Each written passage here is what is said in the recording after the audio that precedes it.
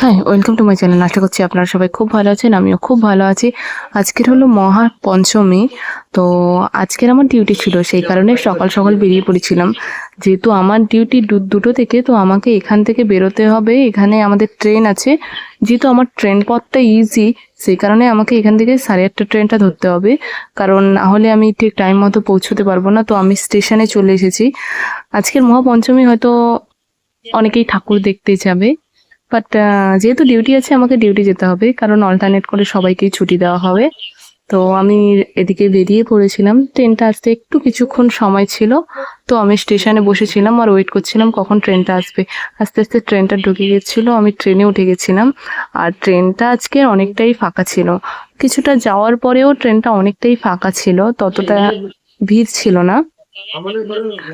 আর বাইরের ওয়েদারটা তো বেশ ভালোই লাগছে, বাট এখনকার ওয়েদারটা কেমন জানেন তো, কখনো বৃষ্টি হচ্ছে আবার কখনো রোদ উঠছে, মানে এই ওয়েদার চলছে। তো আমি স্টেশনে গিয়ে ট্রেনে উঠে আমি দেখলাম যে আমার একটা কলিগ সেও ছিল, মানে ওরও ডিউটি আছে। তো আমরা দুজন একসাথেই উঠেছি। ওরও কিছুদিন ছুটি ছিল, তাই ও ঘরে এসেছিল।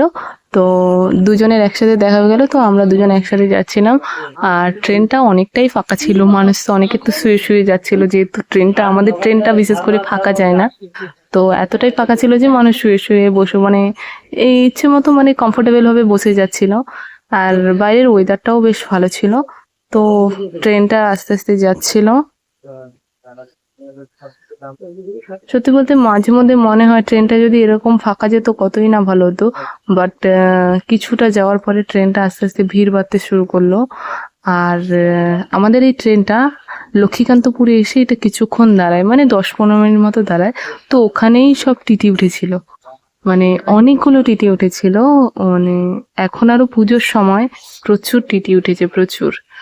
এবারে যেহেতু আমরা মাস কাবারি কোনো কাটি না, টিকিট কাটি না আমরা, যেহেতু মাসে 2-3 বার আসি, তো আমরা এমনি নর্মাল টিকিট কেটে আসি। তো ভাবছি টিটি এলে আবার ব্যাগ থেকে ব্যাগটা উপরে রেখেছি, ব্যাগ থেকে আবার টিকিটটা পাততে হবে, এটাই ভাবছি। তো টিকিট এসেছিল আমাদের কাছে, আমরা টিকিট দেখিয়ে দিয়েছিলাম। কিন্তু এখন কি প্রচুর টিটি, প্রচুর টিটি। তো আপনারা যারা যাবেন সবাই অবশ্যই টিকিট কেটে যাবেন, না হলে আননেসেসারি ফাইন। আর এখানে যেতে যেতে কিছু পানি ফলের গাছ দেখলাম, মানে পুরো অনেকটা এলাকা জুড়ে মানে পানি ফল চাষ করেছে। মানে দেখে তো খুবই ভালো লাগছে যে কতটা পরিমাণে পানি ফল চাষ করেছে। আর দূরে দেখা যাচ্ছে ওই যে পুজোর প্যান্ডেল, বিভিন্ন লাইটিং, ওগুলো তো করে দিয়েছে। মানে স্টেশনের ওপাশ দিয়ে দেখা যাচ্ছে, বেশ ভালোই লাগছে। কিন্তু মানে তুমি ট্রেনে যেতে যেতেও তোমার কিন্তু কোনো মন খারাপ করবে না, কারণ এখানে বিভিন্ন ধরনের পুজোর প্যান্ডেলের তুমি লাইটিং না দেখতে পেলেও তুমি এগুলো দেখতে পারবে।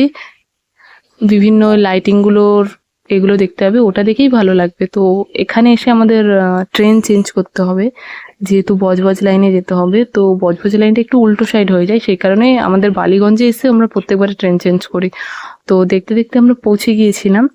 আর আমাদের এখানে স্টেশনের পাশে একটা সত্যি সুন্দর একটা মায়ের প্রতিমা করেছে, খুব সুন্দর হয়েছে, ঠাকুর উঠেছে।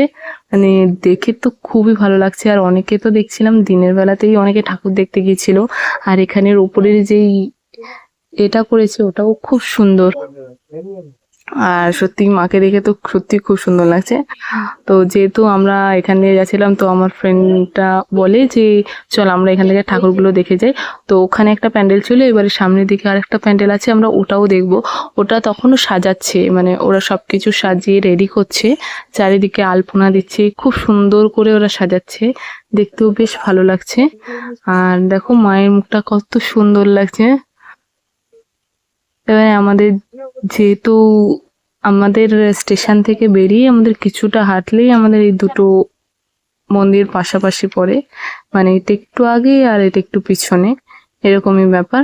তো দেখতে দেখতে আমরা আমাদের কোয়ার্টারের রাস্তায় চলে এলাম। আমাদের এখানেও একটা ঠাকুর হয়েছে, সেটা ভুলে গেলে চলবে না। এখানে কিন্তু আবার অনেক লাইট লাগিয়েছে, রাত্রেবেলা লাইটগুলো জ্বলবে, খুব সুন্দর। চারিদিকে পুরো রাস্তাটা, রাত্রেবেলা পুরো রাস্তাটা আলো দেখাবে। মানে সেই চন্দননগরের লাইটিং বলতাম আমরা ছোটবেলায় এটাকে। মানে চারিদিকে লাগিয়েছে, বেশ ভালো লাগছে।